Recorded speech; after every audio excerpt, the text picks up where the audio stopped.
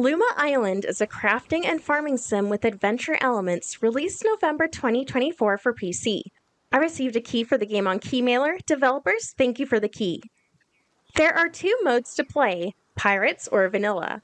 Pirates is an enhanced version with quality of life fixes and extra content revolving around the secret pirate bay. Vanilla doesn't. There are also 3 difficulties to choose from: Casual, Adventure, and Hero. Casual doesn't have any big enemies to watch out for, which is the difficulty I chose. I'll be covering the Casual Pirates version of Luma Island. The story starts with you making your character, who buys farmland and a small trailer on the titular Luma Island. This land is enormous and you can build all over it. The town nearby has lots of villagers who will teach you a job profession to make money. There are 8 professions to choose from, ranging in difficulty. You can be a cook, a brewer, a shipwright, a treasure hunter, a blacksmith, a fisherman, a jewelry crafter, or an archaeologist. You get to choose your first job for free, and any jobs after that will cost money, with the cost going up each time you buy one. You can have any job you want at any time though, provided you have the funds to purchase it. They all have quests, and completing them raises you in the rank of that profession.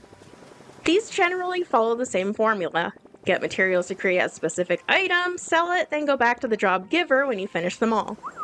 The archaeologist's job is different due to it requiring you to enter dangerous ruins and retrieve artifacts from inside.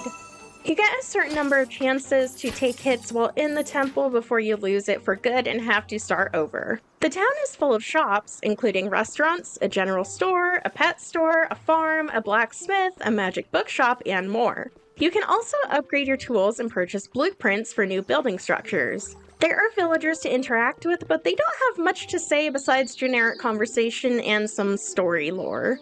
On the 2nd or 3rd day in-game, a huge earthquake rocks the entire island, destroying buildings and facilities in town. You need to get materials to fix them in order to progress in the story and gain access to new areas. Your farmland is the main area you'll be spending most of your time in, and it is absolutely massive with tons of things to see. You start with your trailer, but you can unlock and build new homes as you progress in the story, like a cottage, a villa, a castle, and a pirate pub. These will also include teleports to new parts of the island that you explore. There's a mine right next to the trailer, a mushroom man thing with a shop, a temple, a shortcut to the pirate cove, and tons of different puzzles to solve for treasure. You can cut down any vegetation you want to make space for farmland or anything else you want to build. If you plant seeds for crops to harvest, you need to have specific animals on your land to help maintain them. Rabbits will eat any weeds that grow on your plants, and chickens will eat any bugs that try to eat your crops. Wild foxes will come by to harass your chickens, but you can scare them away or have goats that will do that for you. Pigs give you fertilizer, which is necessary for some plants, and cows give you milk to use for cooking. You can also have a personal pet that follows you around, like a cat or dog, and they will help find hidden treasure for you to dig up. Besides the domestic animals are magical creatures that the island is named after, Lumas. These creatures can be hatched from special eggs that require a couple of special items to be crafted, a Luma heart and a Luma soul. There are over 15 different types of Lumas, and that includes a special Halloween event Luma, and each Luma has different abilities that can help you. These range from helping harvest crops, gathering materials, relighting torches in caves, and more. You can have one following you at a time, but the rest can be kept on your farm to wander and do whatever they want. The game is big on exploration and has a few different locations to explore. The farm, the town, the forest, the mountain, the jungle, and the pirate cove. Each one is unique with different dangers and resources to find. The best treasures are found in temples, which require you to face traps and puzzles to reach the end. The main story quest revolves around a mysterious locked temple in the middle of town. Each region has 3 main ruins you need to explore to retrieve tablets from and get a key for the town's temple. When you unlock it, you learn a big secret about Luma Island and have a decision to make. One of the best things about this game is that it's multiplayer. I had fun playing it by myself for a bit, but I get lonely in games like these. Luckily, other people can join your game to help with whatever you need, and they also receive the benefits for it. It's a lot easier looking for materials and working my way through temples when I'm not by myself. There are no time limits for anything. You can do everything completely at your leisure. There are also no health or stamina meters to watch out for. You can die, but if it's in a cave, you respawn outside the cave, and if it's in a temple, you respawn at the start of whatever room you're in. Crops and animals can take care of themselves as long as you set up the tools to do that.